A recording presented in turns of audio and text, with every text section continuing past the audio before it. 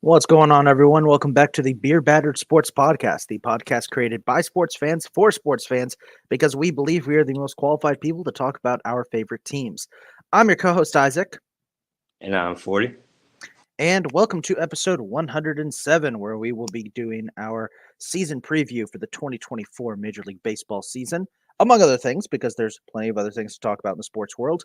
It has been a very busy 2 weeks. We apologize for not having an episode last week. A bunch of scheduling stuff came up. There's a reason we're back on Wednesdays. Well, we wanted to stick to Tuesdays because we were getting lots of viewership on Tuesday nights and lots of a lot more than we do on Wednesdays because of scheduling and because of factors outside of our control. We're keeping it on Wednesdays for now. Keep in mind, though, we will try and switch back later Tuesday nights when the time comes. But right now, we're going to keep it on Wednesday afternoon. It works easier for most of us. Noam will be joining us hopefully later today. Do not know if he'll be on or not. We'll let you guys know. But in the meantime, we got a lot to talk about today. We're going to be talking about everything going on with March Madness. We're going to be doing our MLB season preview. And we're going to talk about all the rule changes and free agency in the NFL that we missed over the last couple of weeks. And 40, I'll start with this, with our newest segment. What's on your mind? Give us your thoughts, my man. What's on your mind for the last 2 weeks? What's on my mind?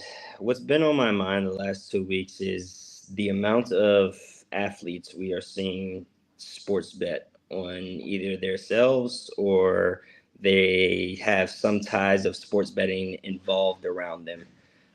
For example, Shohei Ohtani. Yeah. Great place to start. Great place to start.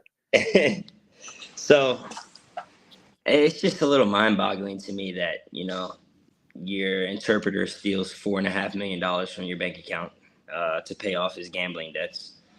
And then there was first a story that came out that said that Shohei knew about his gambling debts, but then there was a story that came out that said Shohei had no idea about it. He didn't know the guy had robbed him, this, that, and third, blah, blah, blah. It's just, I don't know, man. It's hard because it's like, this has been the guy that has been by your side literally since 2018 when you got into the MLB with the Angels. And, you're with this guy every single day. And for you not to know that he had any gambling habits at all is just absolutely insane to me. And it's I don't know if you've seen a couple of the games that they brought up that big bets were placed with a bookie in Shohei's country. Mm-hmm. But in those games, Shohei's stat lines are just, it's very questionable, very, very questionable. Which also leads me with that was definitely a crazy one, which also leads me to the next one, though, with Jonte Porter, Michael Porter's younger brother, betting on himself and having his friends bet on him during the game and bet $80,000 on an under or something of that nature. And it's just crazy to me. Like, I don't know, man. Like, you get to the NBA and stuff like that and you just blow it and lose it all because you have gambling problems. I'll say this much on both of those cases. First of all, I'm not huge into sports betting myself. I'm not gonna shame people for participating in it. Obviously, I get it, and I know man, it's a great thing. I can't shoot it now. That's what I'm gonna say. Like, we first had you on the show, Calvin, to talk about sports betting all the way back in episode 2. So I'm not gonna be out here being like, it's an evil institution. I do think people need to be very serious when gambling, that they don't become addicts because it is something very serious that can happen. But if it's going to, but I will not deny, as much as I don't like it, it is a part of sports. It is a part of sports culture now. There is a part of me that would argue that it actually has been damaging sports culture because a lot of the reactions to certain major events I feel like are overwhelmingly negative nowadays because of betting. I'd argue that the hostile reaction to fan bases to certain championships are more in line because their bets didn't go through, which I can see why they would be so mad about that. With that being said though, if it is going to be part of the game, it's fine. But the players got to be restricted from doing it because then you got situations with Jonte Porter, who was putting up terrible numbers to help hit the unders so that his friends could win thousands or millions of dollars. That just doesn't seem right. That could hurt your team too. And I understand the Raptors aren't exactly in the best position right now. They're kind of fallen off, but still, that just shows a level of disrespect towards your teammates, your coaches, the organization. You get what I'm saying? Same thing with the Shohei Ohtani deal. With that, it's if your interpreter, a guy who has been with you for your entire journey, if you didn't know if he wasn't aware of his gambling problems, it it it it just seems like he should have been aware of them if he was with him so much. That's just what I'm saying. I'm not speculating anything here. It seems like that would be the most realistic outcome here. That Shohei had to have known. Did he actually not know? I don't know. No one could say other than Shohei himself. It definitely puts a massive cloud over the start of the Dodgers season because they've been the big story the entire offseason. The story about how the Dodgers are, they're a super team now. They got the two hottest big stars from Japan to join them. And now one of them is being investigated for gambling.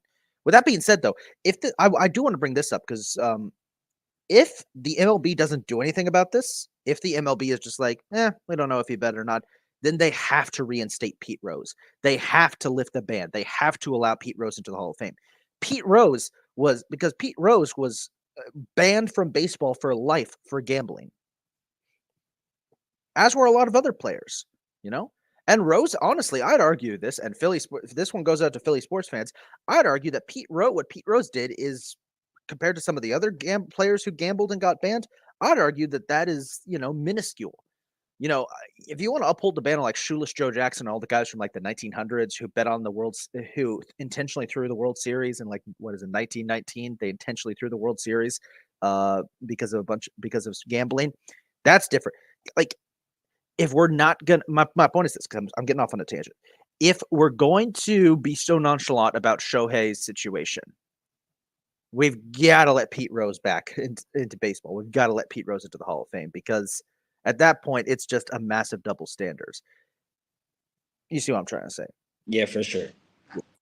Um, I don't know. My question is, do you think this is going to be a big distraction for the Dodgers this season? Because the season starts tomorrow. And the Dodgers now have the eyes of everybody is on the Dodgers and are like asking all these questions about Shohei. Nobody seems to really be caring about holy shit. Okay, not to be distracted, but I just saw a hawk carrying a rat fly over my apartment. That's insane. I hope that rat's okay. Oh wait, he's probably dead. Never mind. Rest in peace. My point is this. God damn. What do you what do you think this does to the Dodgers season? Is this going to have any impact on the Dodgers on their on the field play? Are we going to see a dip in Shohei stats or something because of all this distraction from, the media crushing down on this whole situation? I'm curious what you think about this. I'm not sure because there's a lot of players that handle off field and situations different, Yeah. and Shohei may be a guy that allows his off field stuff to distract him, or he may be a guy that comes out and bombs 3 home runs tomorrow. So I can't really say what it'll do to the Dodgers play.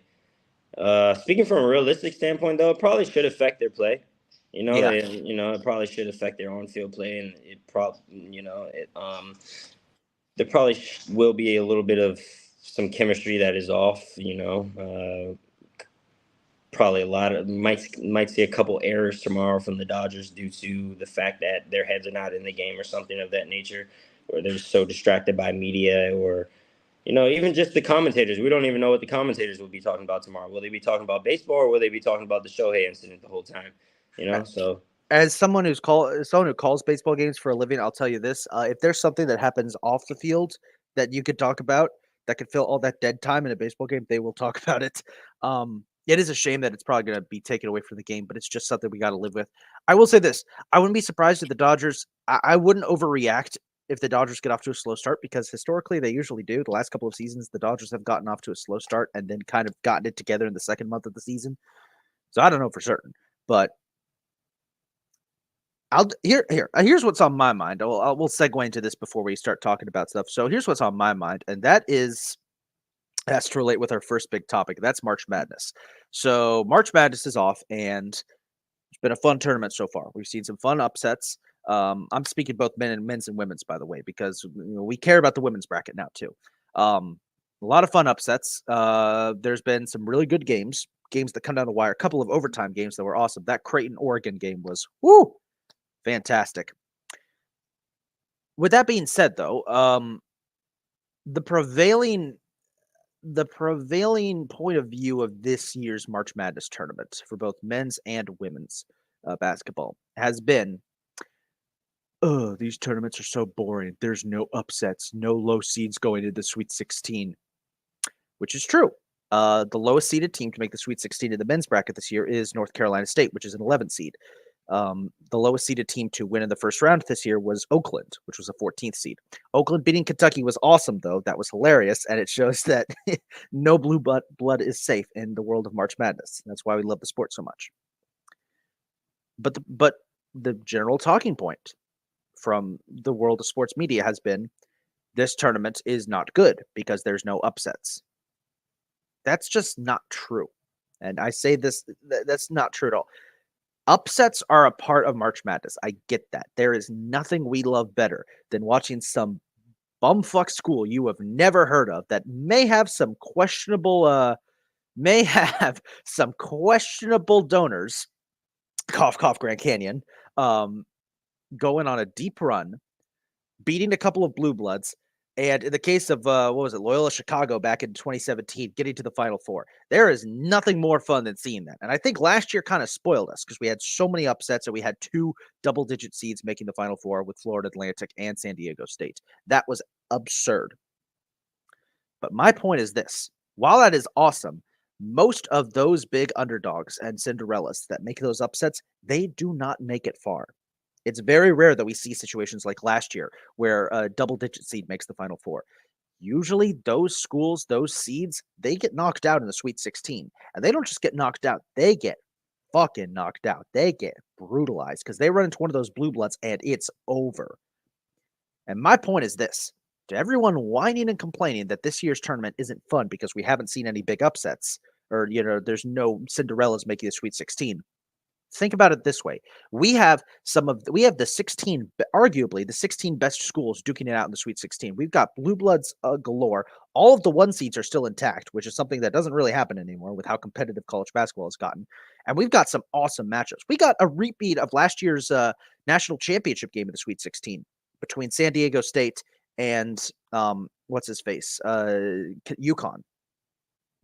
We've got some great matchups. We got a chance to see some insane battles down the stretch. And all y'all are going to complain about is that, oh, there's no 15th seeded St. Peter's in it this year. Who cares? They would have lost anyway. My point is this: enjoy it. We've got a chance for some of the best college basketball we have seen in a long time in this year's tournament. And and I get it, everyone loves the underdog. And I would love to, and everyone loves it. I love it when I see a small school make a deep run. But I also love seeing good basketball. And this year we're guaranteed to have some great games because there's not a lot of underdogs. Does it suck? Yeah. Kind of. But at the same time, we got some great games. Same goes for the women's bracket. I know everyone was upset that Iowa State got knocked out in the second round. Trust me, I get it. But women's bracket's got some insane matchups coming up for the Sweet 16. And I feel like we should be celebrating the fact that we're going to have so much good basketball more than getting upset over the fact that there weren't a lot of big upsets this year. Shit happens. Get over it. I don't know. What do you think about that, 40? I actually like that take. That was a very great take there. I have nothing. Literally, you hit every nail right on the head with the hammer. So Hey, man, just that try. was that was a great take. With that being said, I do want to take a look at March Madness because I'm curious what your opinions are on the upcoming games for the Sweet 16 and who we think is going to go all the way. So we'll start with the first games that are going to be held tomorrow. First up, we've got Arizona and Clemson. I actually argue Clemson's kind of an underdog because Clemson isn't known for having a good basketball program. So good for I them getting think here. I think Clemson has actually been the underdog in both the games they've played so far, and they've won. So, Yeah. I'm gonna go with Arizona. Yeah. Clemson upsetting Baylor was awesome. I know it busted a lot of brackets because a lot of people said Baylor might be the dark horse. I think Arizona's just I'm taking Arizona. They're just way too tough at this point. I don't know though. Anything could happen with that. Let me pull this one up. So next one, let me just check something real quick here. 2023.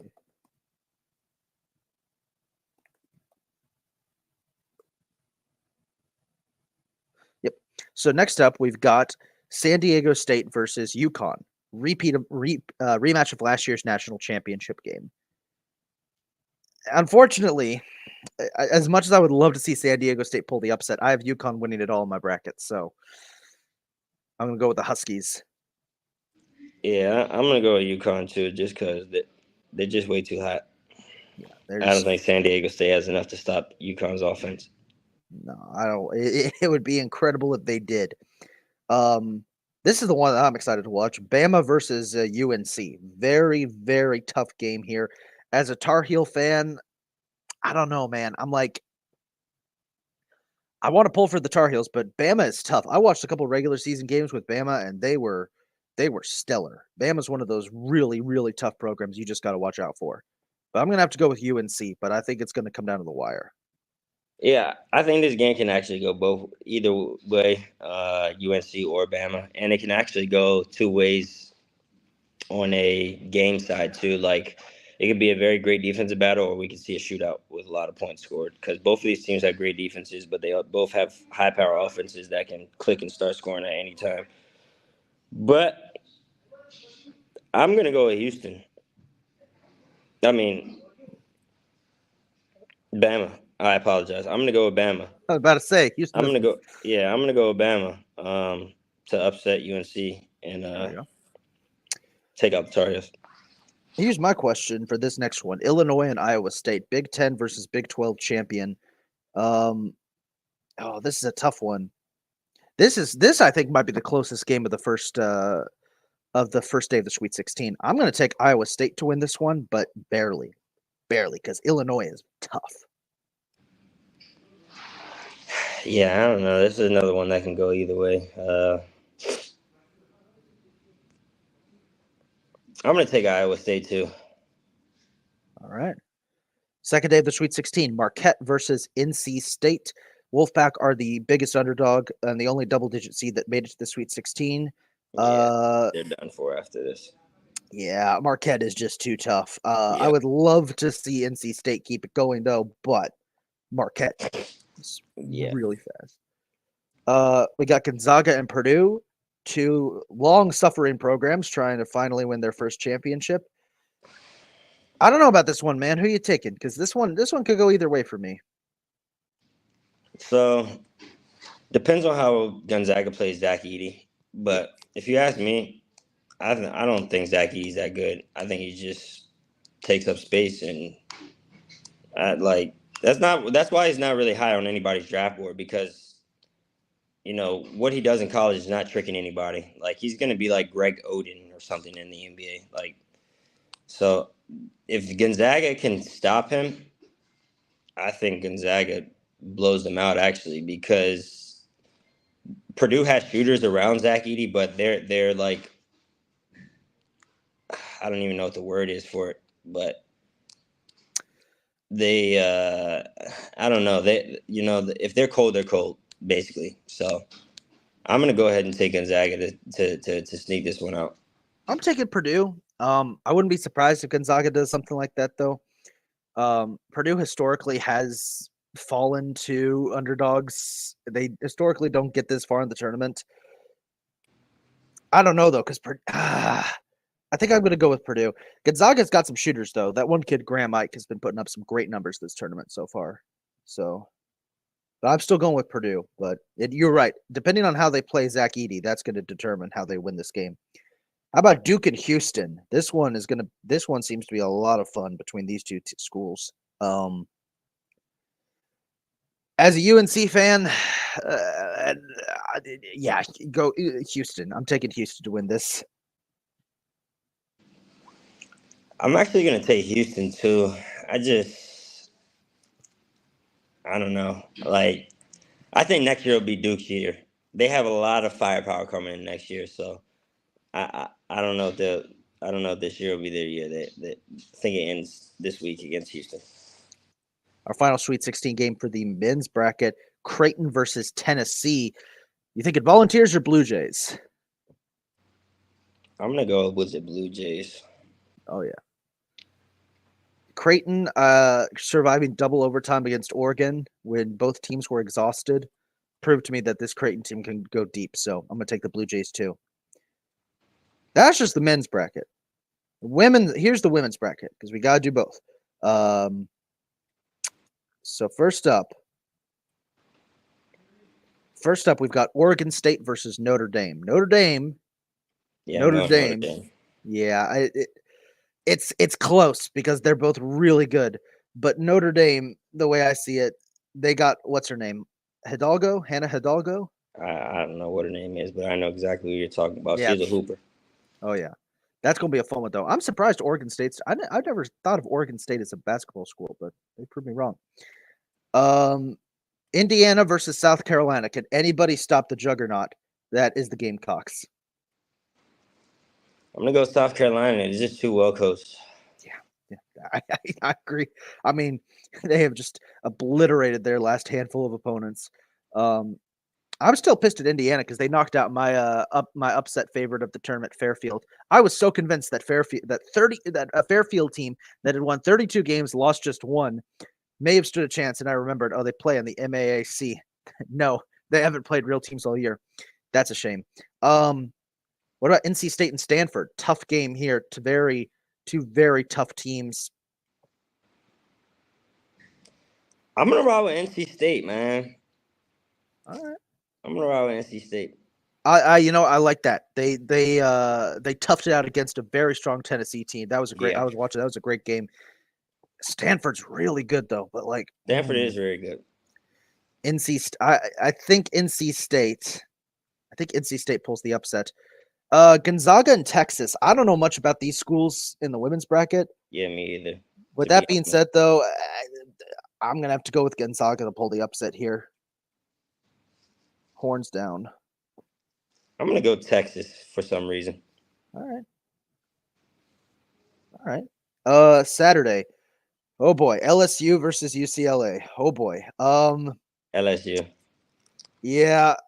Look, I don't want LSU to win this year. I don't. The whole controversy with Kim Mulkey coming out and saying she's going to sue the Washington Post if they release that article. That's going to come out that Kim Mulkey did something hella illegal last year that just got found out or something. The way she was acting, it's like, girl, you just told us that it's something bad. Like, you could have just ignored it and been like, when it comes out, been like, oh, that's bullshit. That's not true.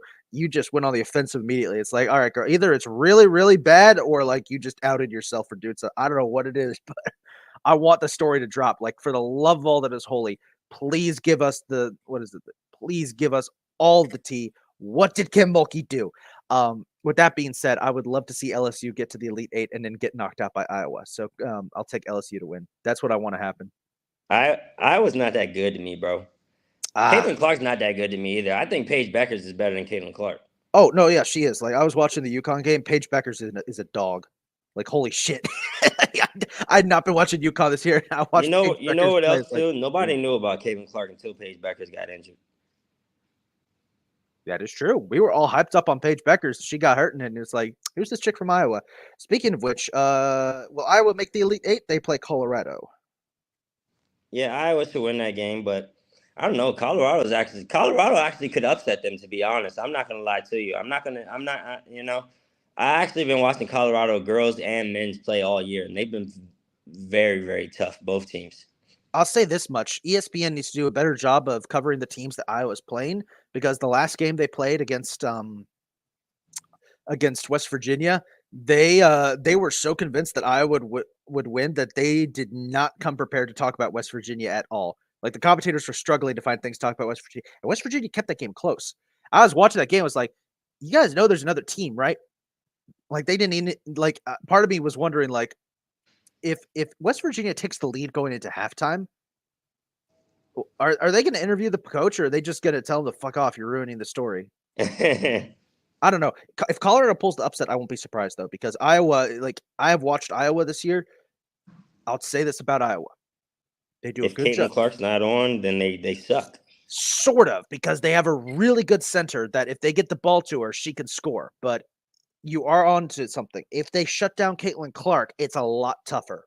But Iowa does have a good girl in the middle. They can get those shots off in the paint. The problem is they don't rely on that a lot, and they're not used to going to that. So it That's why shows. West Virginia had a chance against them. They shut down Caitlin Clark so much in that second quarter.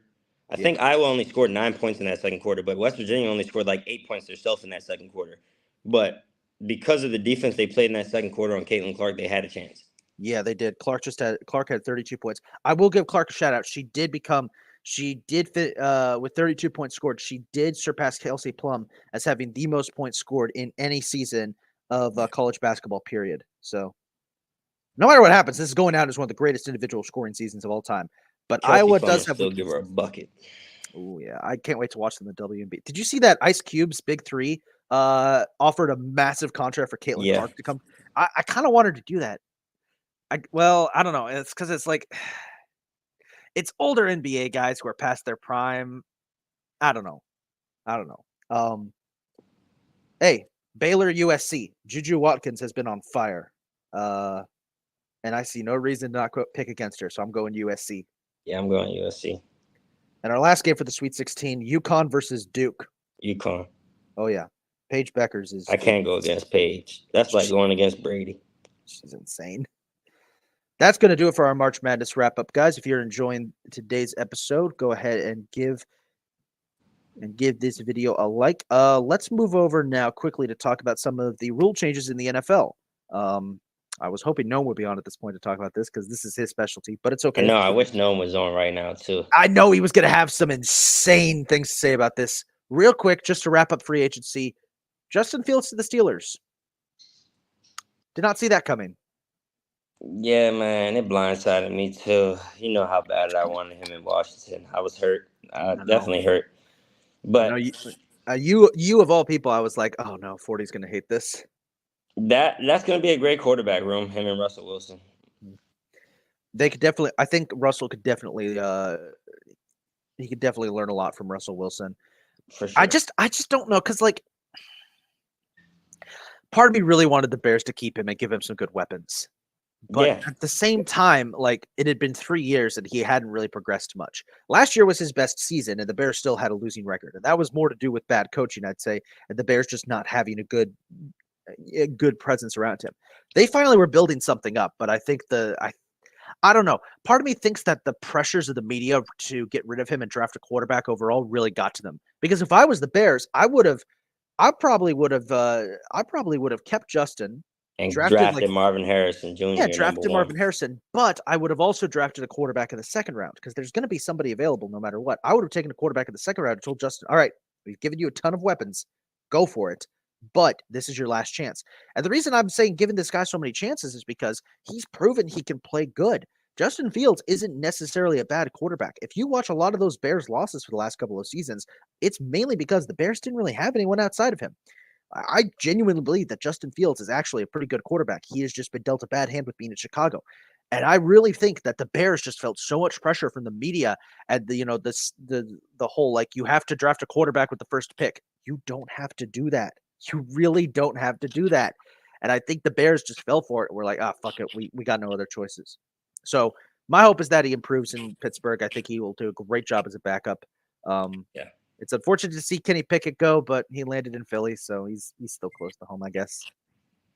He'd be all right. He's some shit anyways. Yeah. Ooh, okay. Well, um, with that being said, with Justin Fields gone, so who Commanders? Drake May, yes? No, Jaden No, Daniels. Jaden Daniels. Did you see that picture going around of Jaden Daniels' elbow? I did not. You gotta go.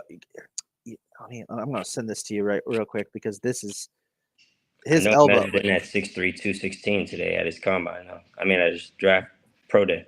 Oh yeah, his I can't find. Yeah, his elbow is. Ooh, his elbow was fucked up. But Jay Daniels is gonna be sick. I'll tell you what, he is gonna be sick.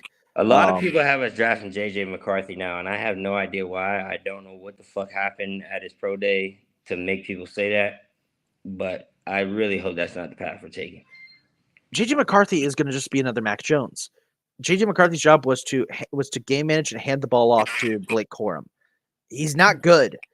He won a national championship. That's why he's being ranked high because today's draft experts don't actually like do their jobs properly. I know. That's why they had Caleb Williams going number one. I just don't think he's that good. I saw a little bit of tape of Caleb Williams, and he's got great avoidance skills. He does just a great job of avoiding pressure. That's college. This is the NFL. But yeah, but good God, man, like, are none of your receivers open? Did he never just see?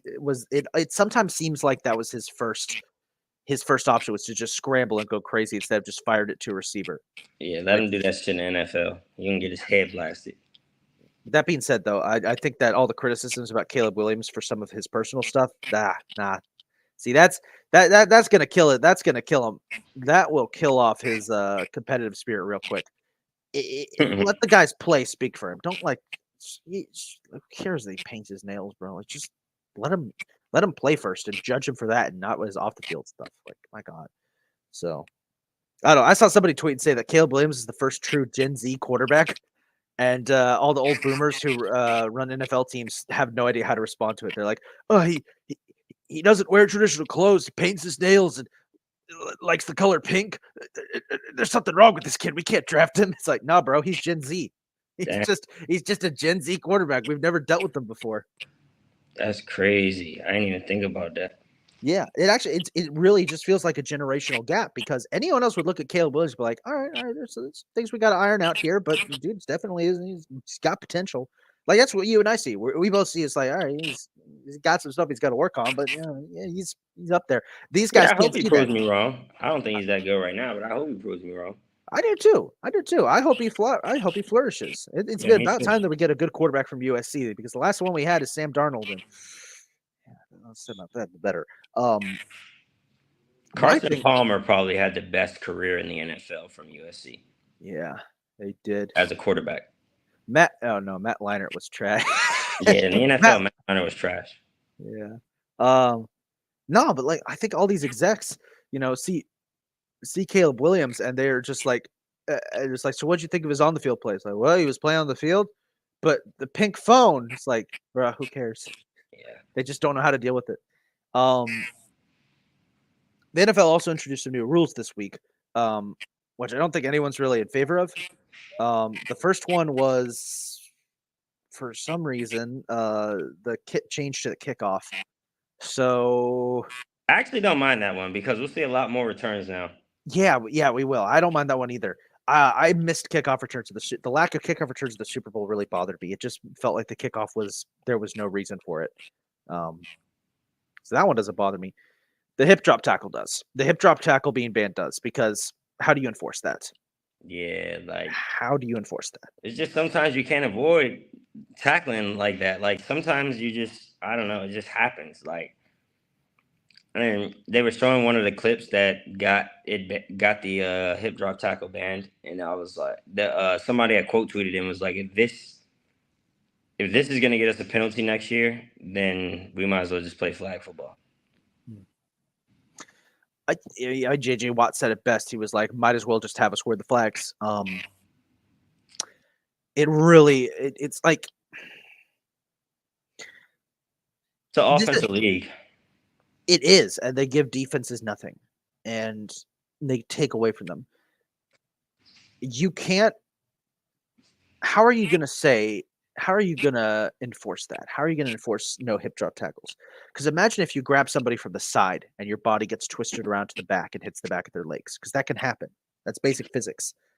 Are you going to say that's a penalty? It's a stupid rule. It basically prevents the defenses from tackling essentially. You Yeah. know, how else are they supposed to tackle? Yeah. Because every other way of tackling, you're going to give them a unnecessary roughness. You know, like, and here's something else I'll say, and this is going to probably cause some controversy, but I'll say this: you know who's to blame for all the players getting injured last year? Not the defenders tackling them, the players themselves. How many of these players didn't go through proper conditioning to get themselves ready to play? Like, look at what happened to Joe Burrow. He skipped the entirety of preseason because of an existing injury, not an injury, and didn't last the entire season.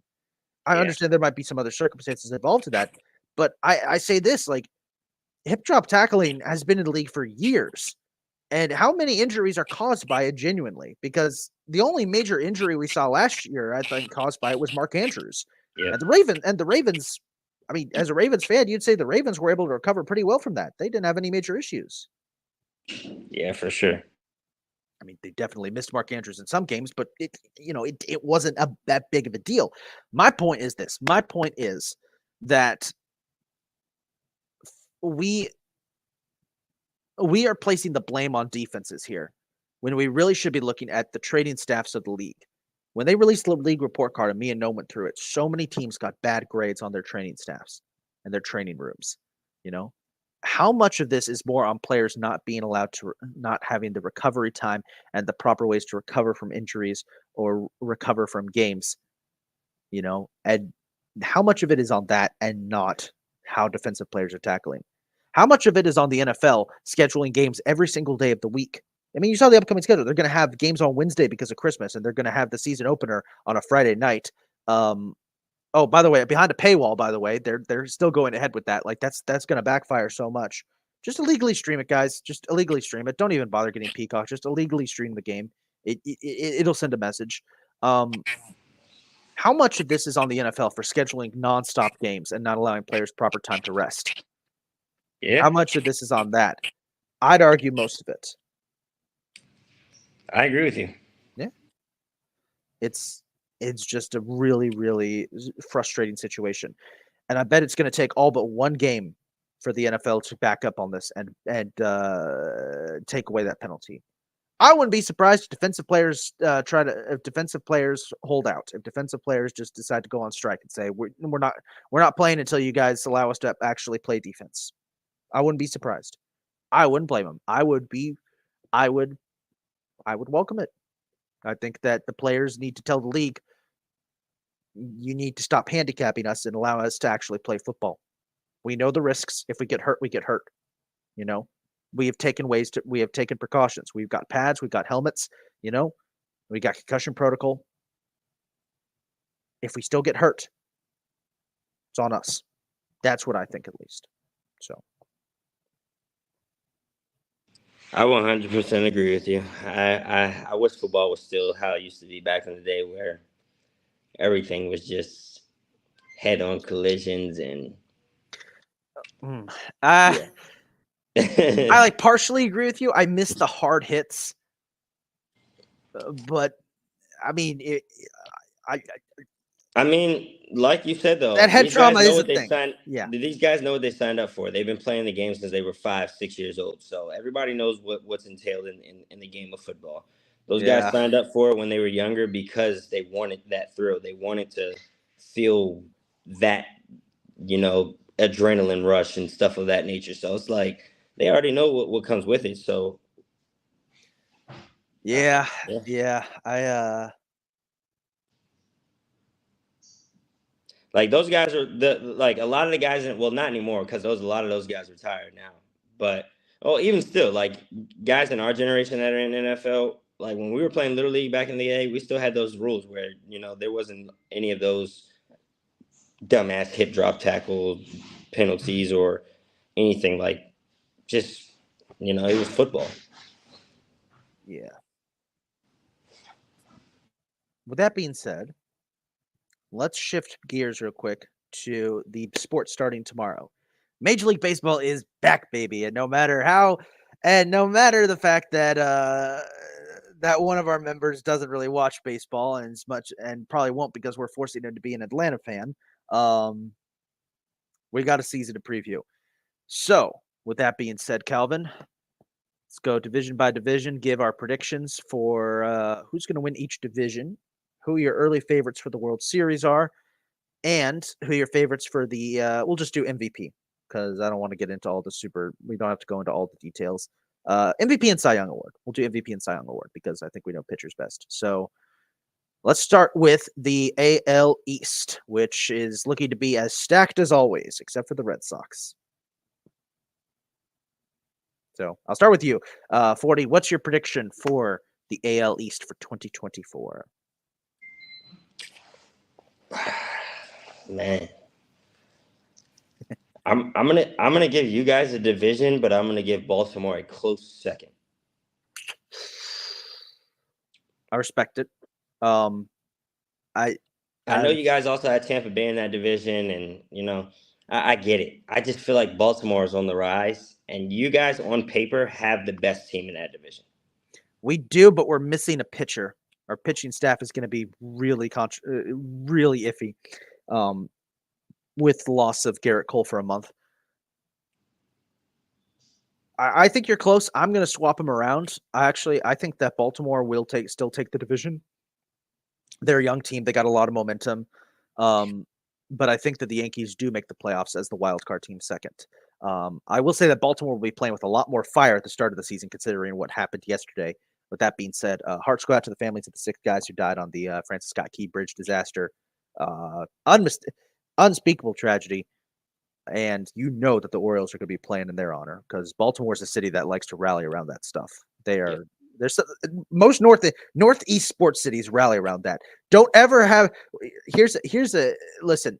Listen, never ever do something tragic or have a disaster happen at the start or in the middle of the baseball season in a city on the northeast. Boston, New York, Philly, and Baltimore. If something like that happens, then their teams are going to start playing a whole lot better. Just pointing that out. But yeah, I got the Orioles winning the division. Us a close second. Tampa, I feel like, is going to fall off some. I think Tampa's contending window is starting to close. I think they're still going to be good, but I think they and the Blue Jays are going to be in a big battle for third, and I could see the Blue Jays beating them out. Red Sox are going to be shit, and I love it. I can't wait. The Red Sox are going to be so bad. That's great. Great moments. AL Central. I know no one cares about this division, but we got to talk about it anyway. 40. Do you got anything for the AL Central? I'm gonna go.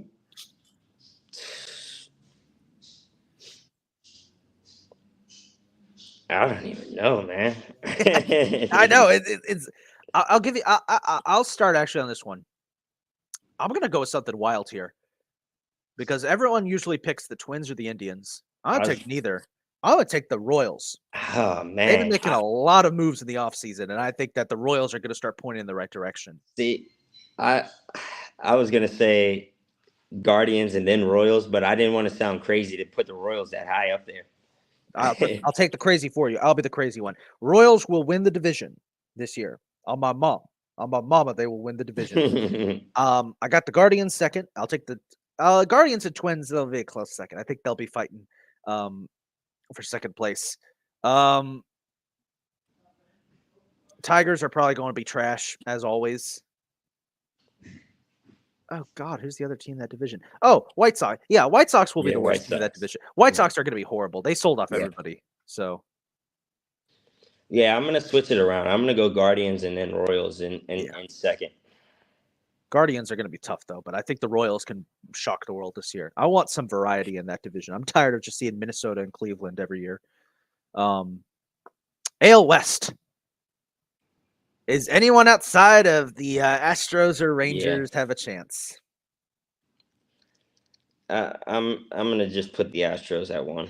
Yeah, there you go. I agree. As much as I hate them, if the Astros take the division, Rangers, of course, the defending World Series champs, they're going to be tough, but they lost a couple big key pieces. I think losing Jordan Montgomery is going to hurt a lot pitching Yeah. wise. Shout out Arizona, by the way. That's an awesome pickup. I still think the Rangers take second. Seattle, I think, is going to be third, and I think Seattle will sneak back into the playoffs this year. But less we say about the Angels and the A's, the better. Oh boy. Yeah, I don't even know. The A's will be lucky to win a game this year. Oh yeah, they will. Maybe they'll surprise us and have an insane season out of nowhere with some random guys no one's heard of. That would be crazy. Would like that. With that being said, who wins the American League at the end of the year?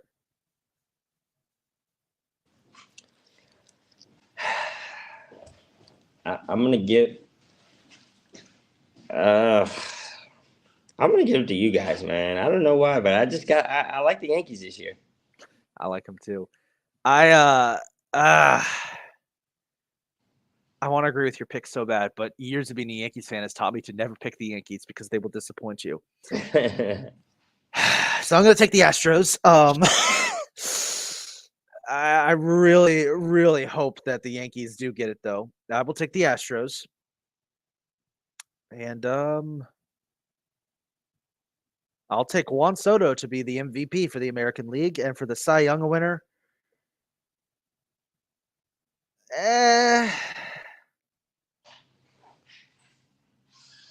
Might as well add to his already insane repertoire. Framber Valdez. Oh God, I feel gross saying that. That's my pick for the American League. You got to give me your AL MVP and AL Cy Young Award winners. MVP. I'm gonna throw a curveball. Okay. I'm gonna go Gunnar Henderson. Ooh.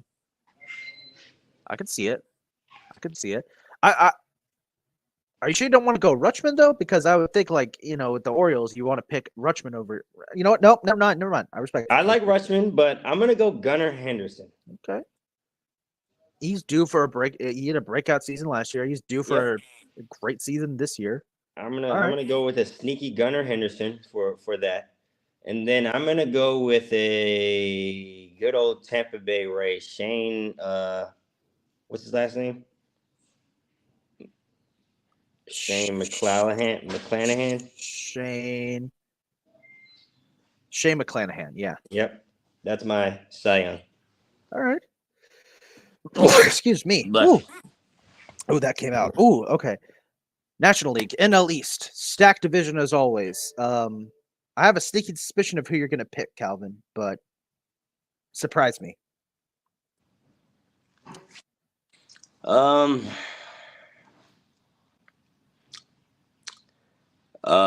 sorry, fired up Philly sports. Oh no.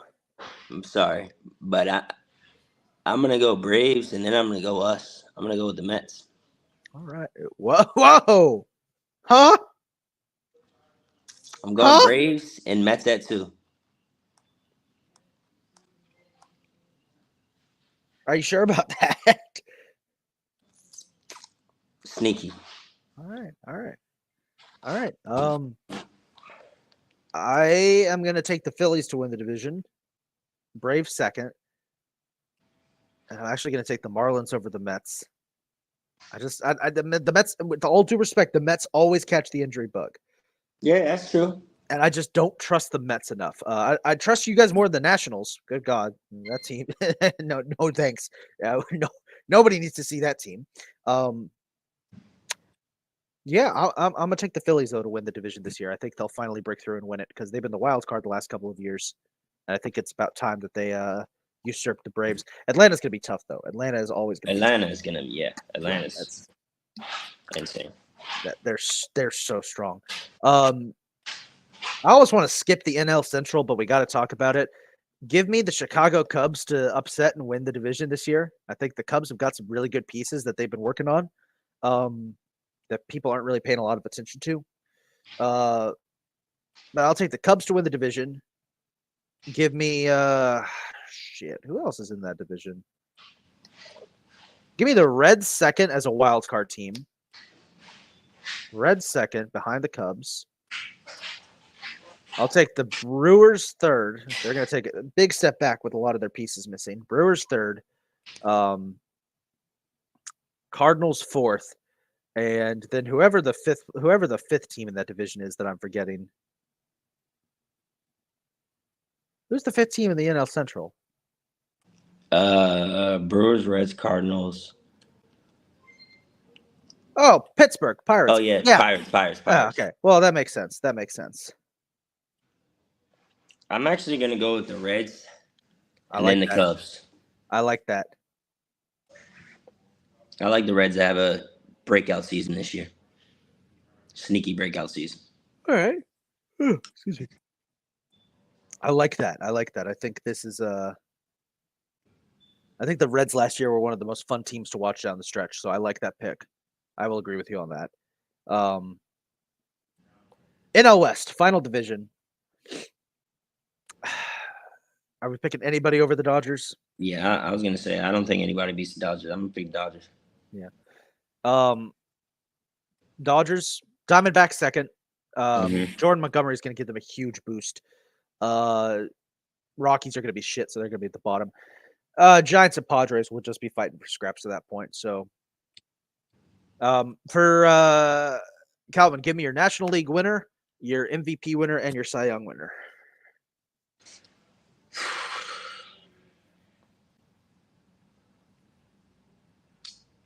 I'm gonna go with the Braves. Okay. So I like Braves Yankees matchup in the series, in the World Series. That would be a fun one. I'm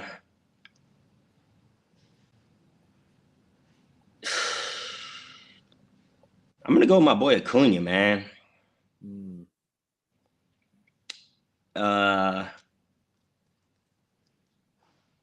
Then I'm gonna go Spencer Strider.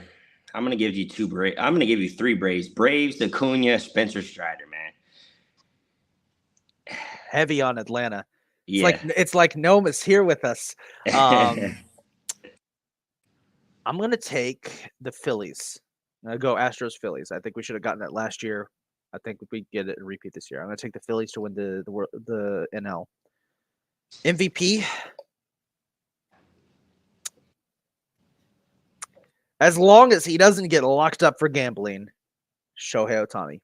He keeps winning MVP though, man. He does. I think, but I we think need he to give it back to down. Acuna now. I don't know. I think he doesn't slow down. Cy Young Award. I'm actually going with the Philly here. I'm gonna go with Aaron Nola. Aaron Nola. I mean, I like it. Yeah, Aaron Nola. I mean, he's just celebrating the birth of his kid.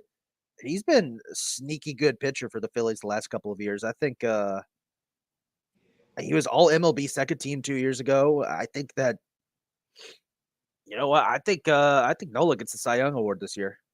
I like that. Yeah. I think that's going to be if not him, I will say this, I'm off the Yoshi the Yoshi train. My boy got lit up in spring training. I know it's spring training, but Yoshi got lit up. Like the Dodgers were looking at him like, weren't you supposed to be really good? So we'll see what happens come regular season. But I'm just saying, just kind of got lit up. So with that being said, that's going to do it for this week's edition of the Beer Battered Sports Podcast. Thank you so much for watching, guys. Remember, this is a proud affiliate of the Fired Up Sports Network. Go follow all their other shows. And because we're contractually obligated to, let me just pull up my list here. Go Flyers, go Eagles, go Phillies, and go Sixers. Philly sports are and go Union. Philly sports are the best. Woo! We totally love Philly sports. Please don't kill us.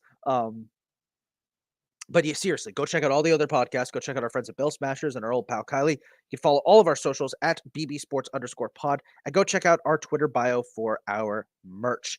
With that being said, we will see you guys next week to recap the first week of the MLB season, and hopefully Gnome will be on for once. I hope he's watching. I hope he knows that. And with that being said, we will see you guys next week. Peace.